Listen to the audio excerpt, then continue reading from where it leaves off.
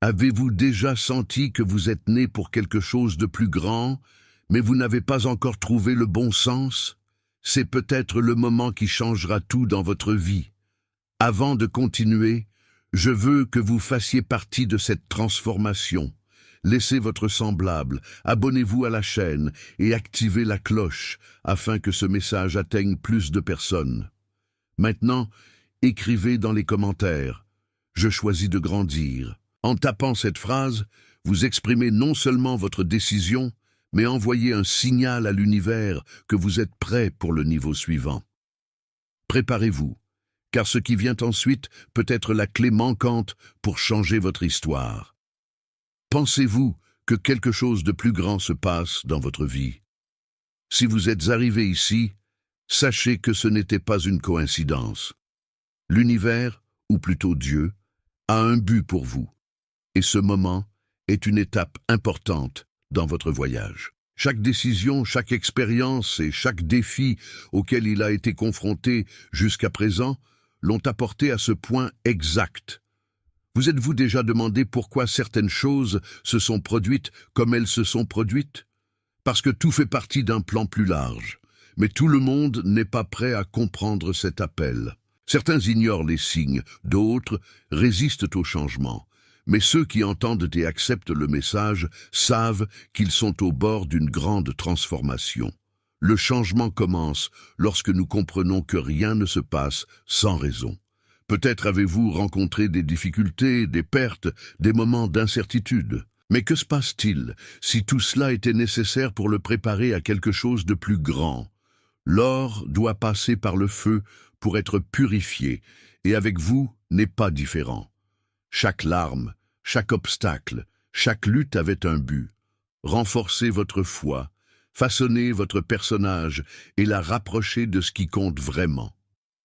Le problème est que beaucoup abandonnent à mi-chemin.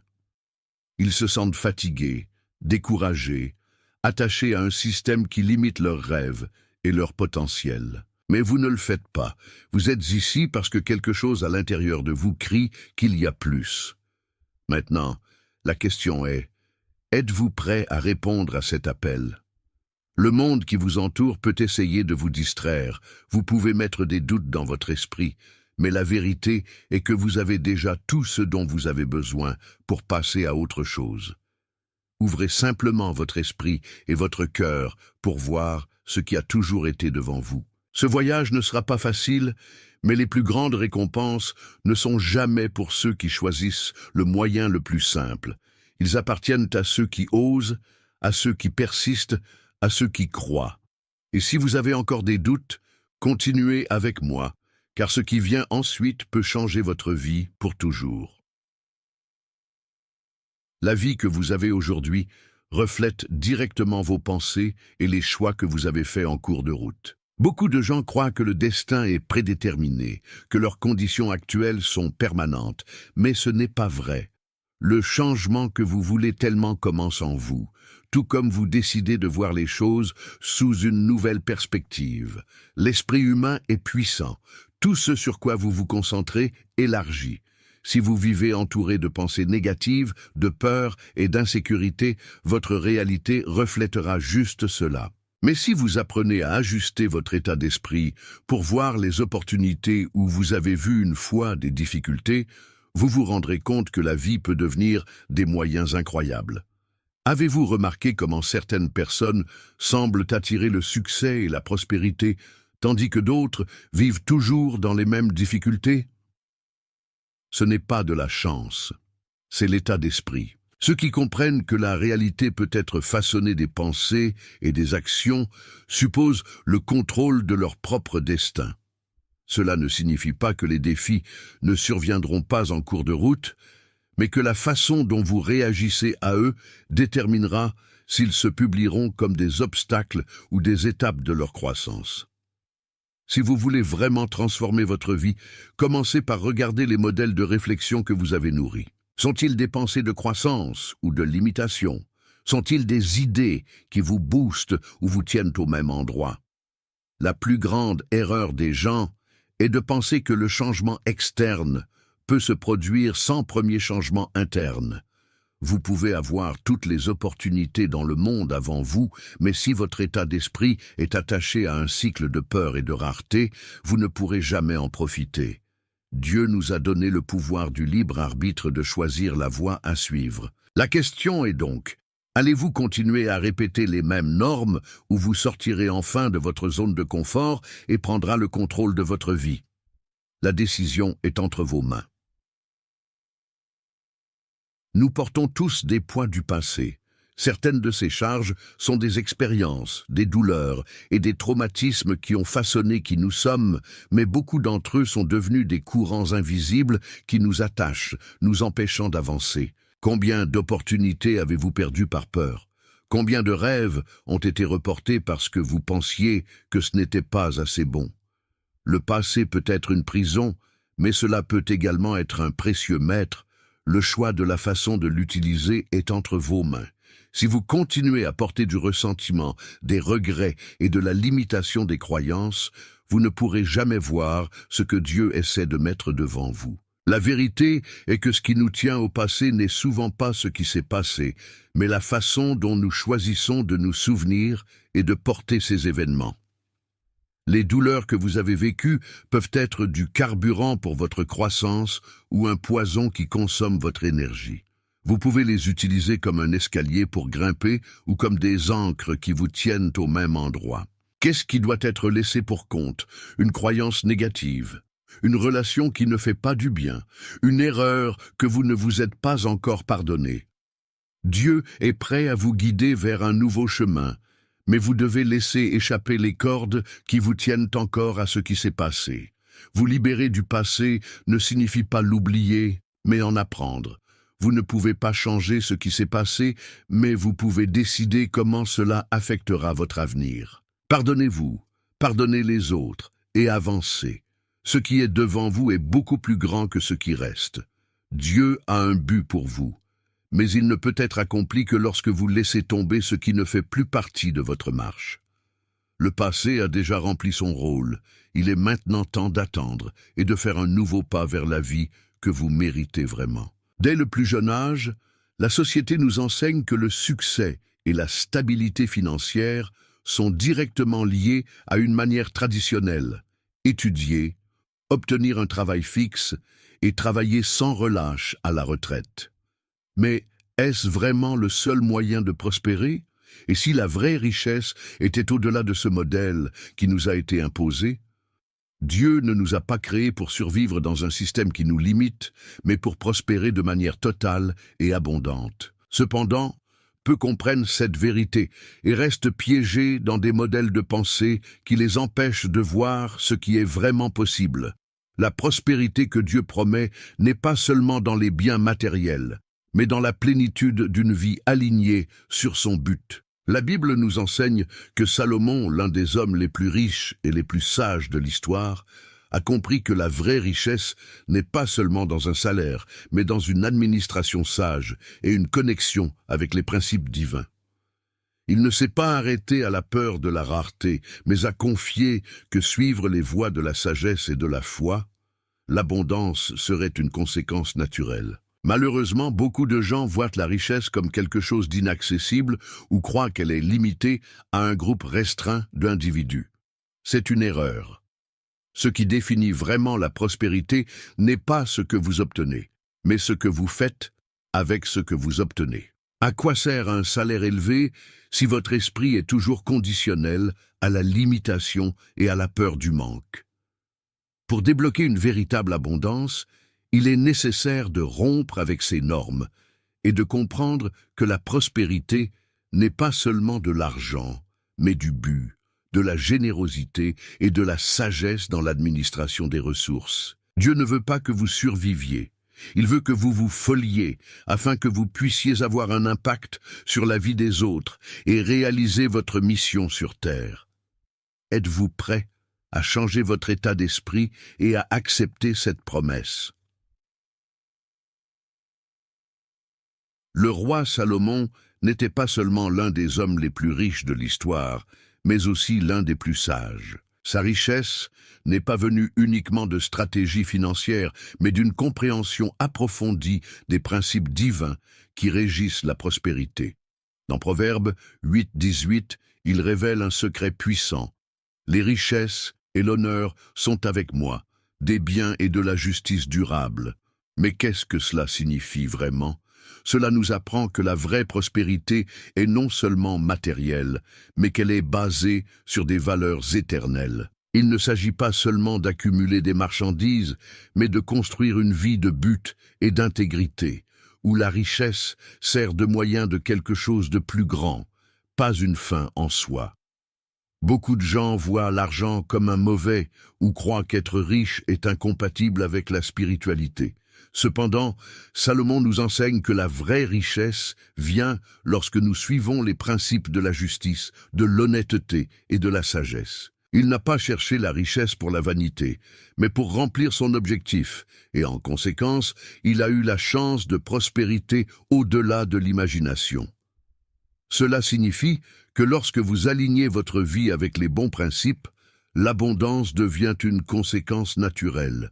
Il ne s'agit pas de travailler sans arrêt, mais de travailler avec l'intelligence, de savoir que chaque décision financière doit être alignée sur un objectif plus important. Ce que nous apprenons de Salomon, c'est que la richesse sans sagesse est destructrice, mais la richesse guidée par les principes devient un outil puissant pour transformer des vies.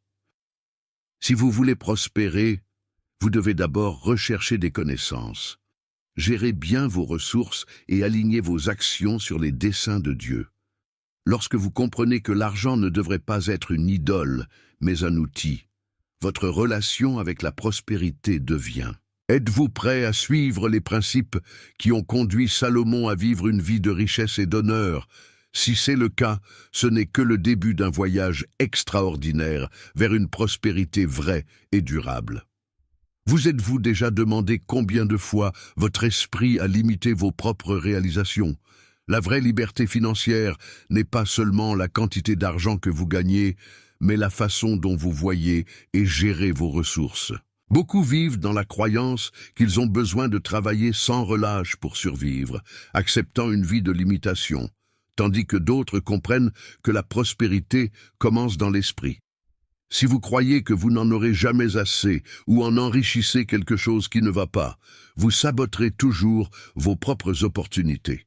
Votre esprit est peut-être votre plus grande prison ou votre plus grand outil de libération. La première étape de la rupture avec cet état d'esprit limitant consiste à identifier les croyances négatives qui ont été mises en œuvre en vous dès le plus jeune âge.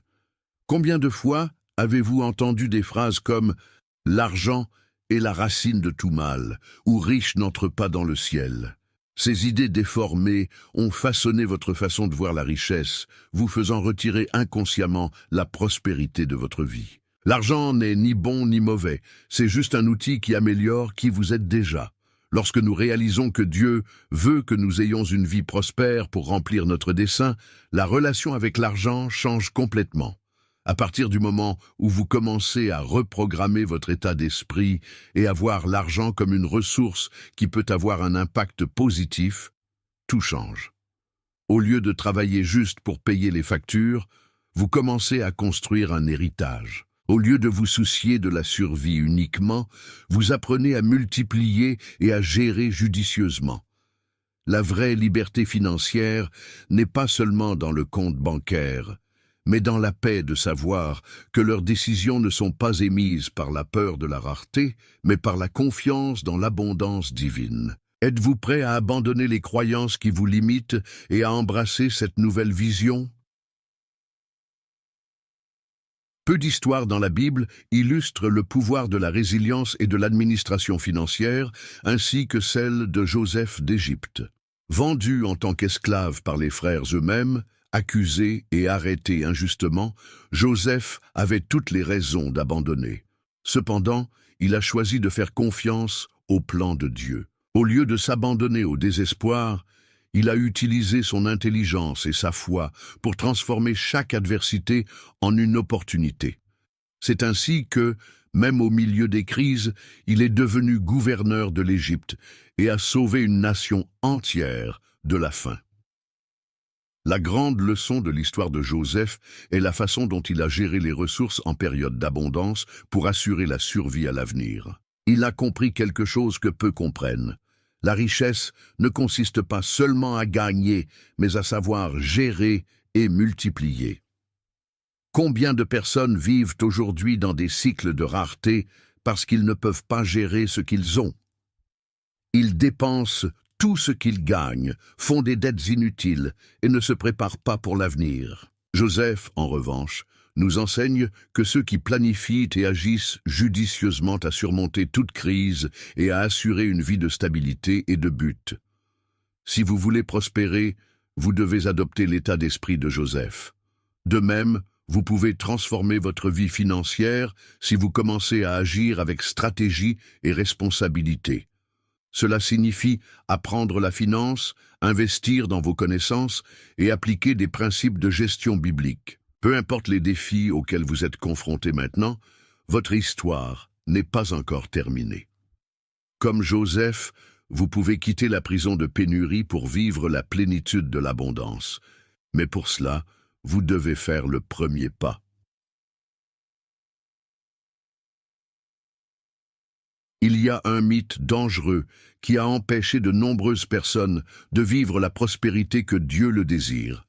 La croyance que l'argent et la spiritualité sont opposés. Pendant des années, nous avons été conditionnés à croire que la recherche de richesse est quelque chose de mal, que vouloir une vie prospère signifie un manque de foi. Cependant, la Bible elle-même est pleine d'exemples d'hommes et de femmes qui ont eu la chance de les ressources et qui les ont utilisées pour atteindre un objectif plus élevé. Le problème n'a jamais été à l'argent, mais dans la façon dont nous nous y rapportons. Si la richesse était un problème, pourquoi Dieu bénirait-il des personnages comme Abraham, Job et Salomon avec abondance? La différence est dans le cœur. Ceux qui mettent de l'argent avant tout, qui ne vivent que pour s'accumuler sans but, deviennent des esclaves de leur propre cupidité. Mais ceux qui comprennent que la richesse est un outil pour faire le bien, aider les autres et étendre le royaume de Dieu, peuvent gérer judicieusement leurs ressources. La question n'est pas l'argent lui-même, mais ce que vous en faites. Beaucoup ne recherchent de plus la croissance financière par peur de sembler moins spirituels. Mais cet état d'esprit les maintient collés à la rareté. Dieu ne veut pas que vous viviez dans la souffrance et que vous manquiez, il veut que vous prospériez afin que vous puissiez avoir un impact sur des vies. Lorsque vous comprenez qu'avoir de l'argent ne signifie pas perdre votre connexion avec Dieu, mais l'utiliser de manière responsable et alignée sur les valeurs spirituelles, votre vision change complètement. Alors demandez-vous, permettez-vous de limiter les croyances pour vous empêcher de vivre la plénitude de la prospérité.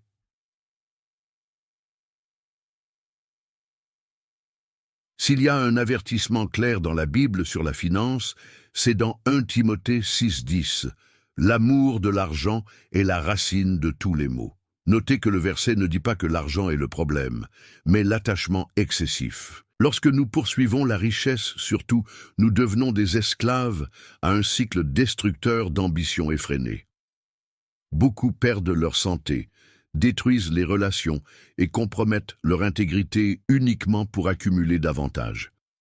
Mais à la fin, ils découvrent que l'argent en soi n'a jamais été suffisant pour apporter le bonheur ou la plénitude.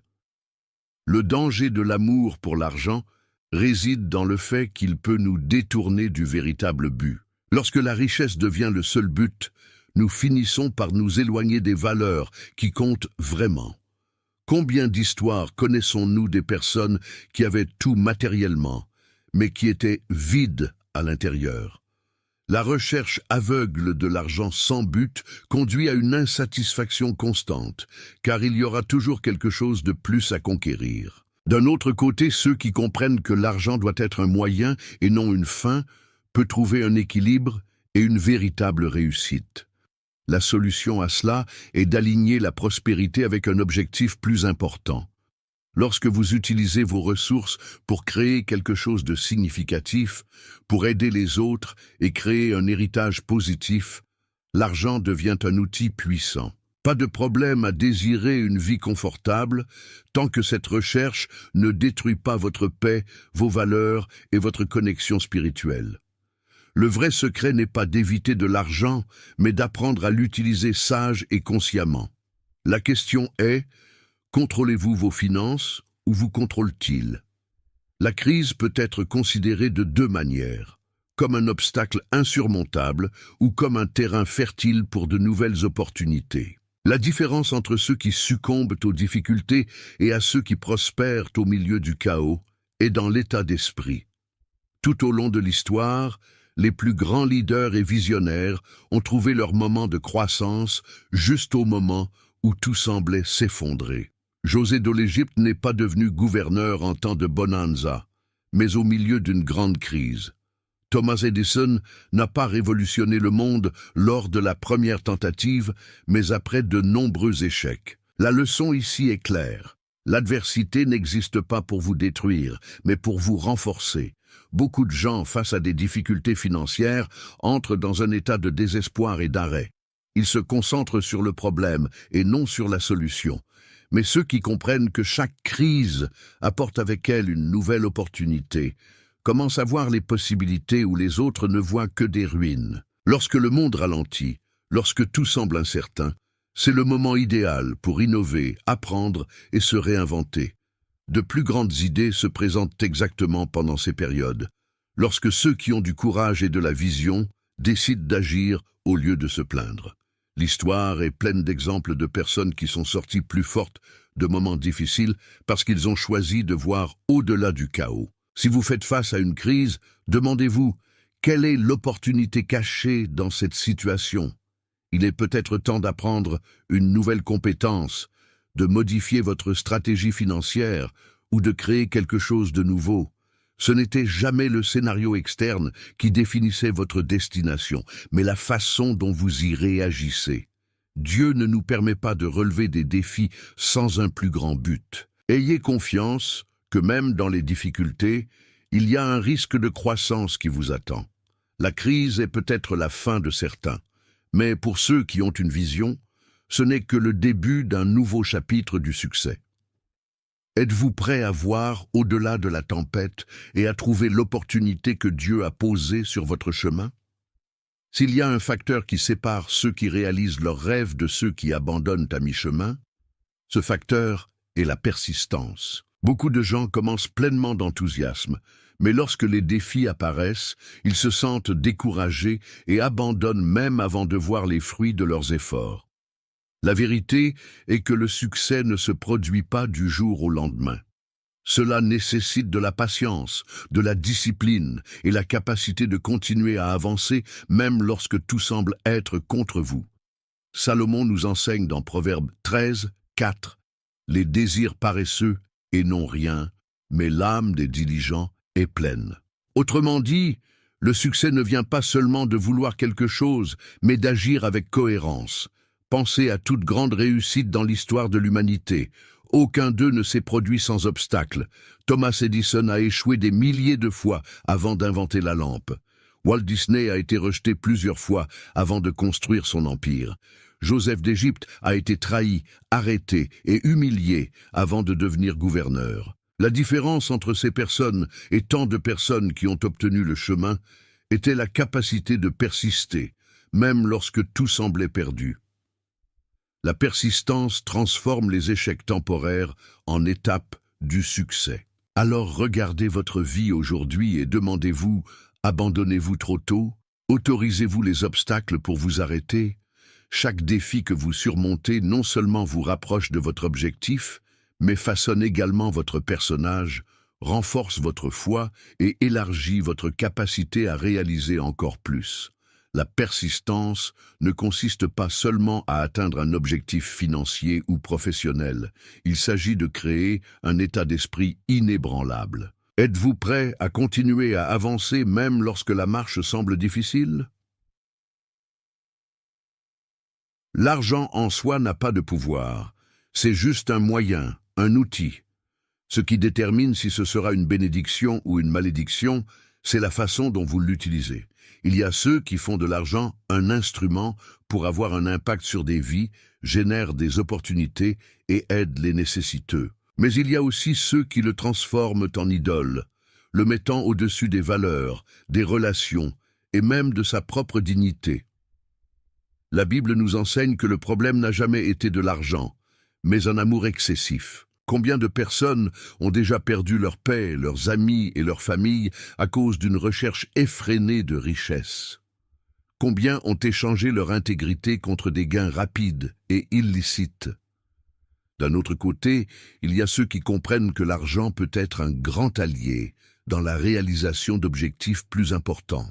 Il peut être utilisé pour créer des entreprises qui emploient d'autres personnes, des projets financiers qui aident les communautés et assurent la sécurité de votre famille. La question n'est pas d'avoir de l'argent ou non, mais quelle est votre relation avec lui?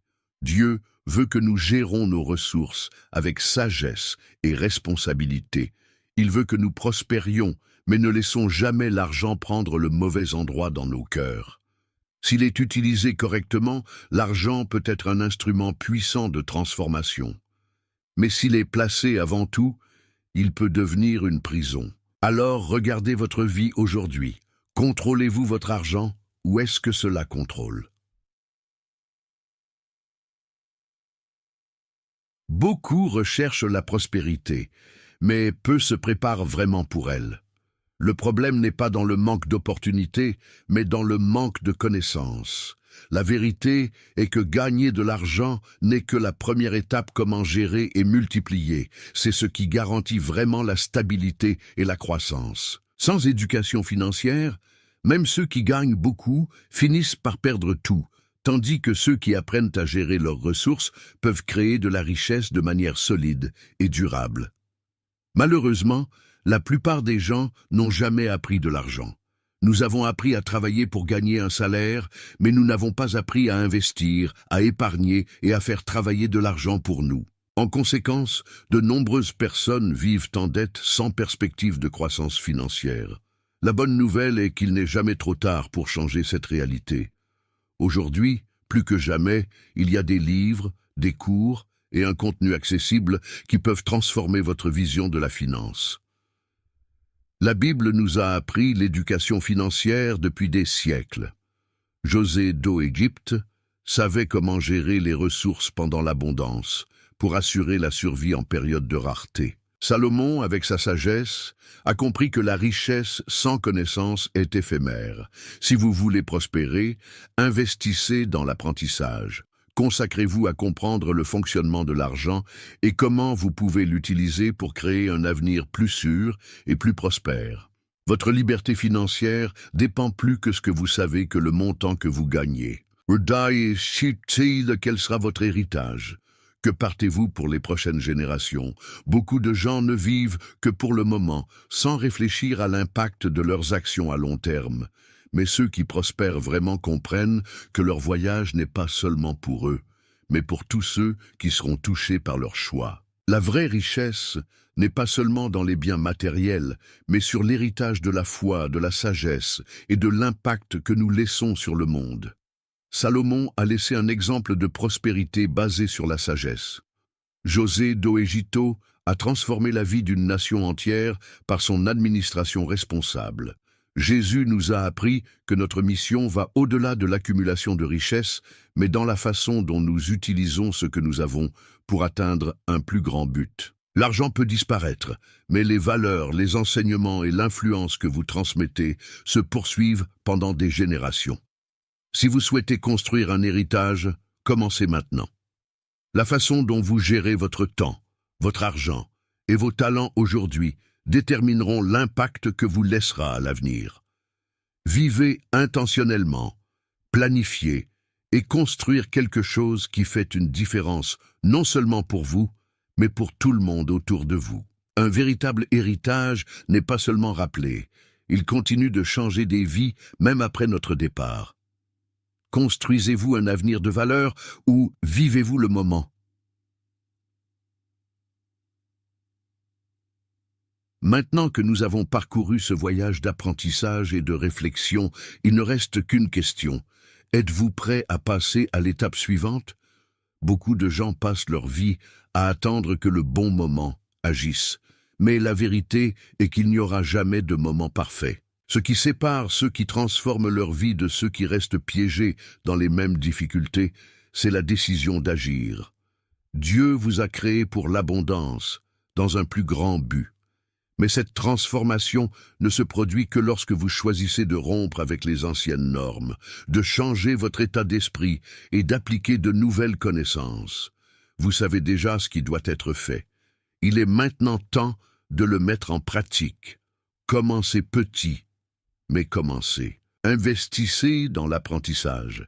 Mieux vaut prendre soin de vos ressources, rechercher une croissance continue. La vie que vous voulez n'est pas aussi loin qu'elle semble. Cela dépend simplement de votre décision de faire le premier pas. Le choix est devant vous. Continuer de la manière traditionnelle, vivant dans la peur et la limitation, ou embrasser une nouvelle vision de la prospérité et du but. La décision vous appartient. Mais rappelez-vous, votre vie commence à changer au moment où vous décidez de changer. Et puis, quel sera votre choix?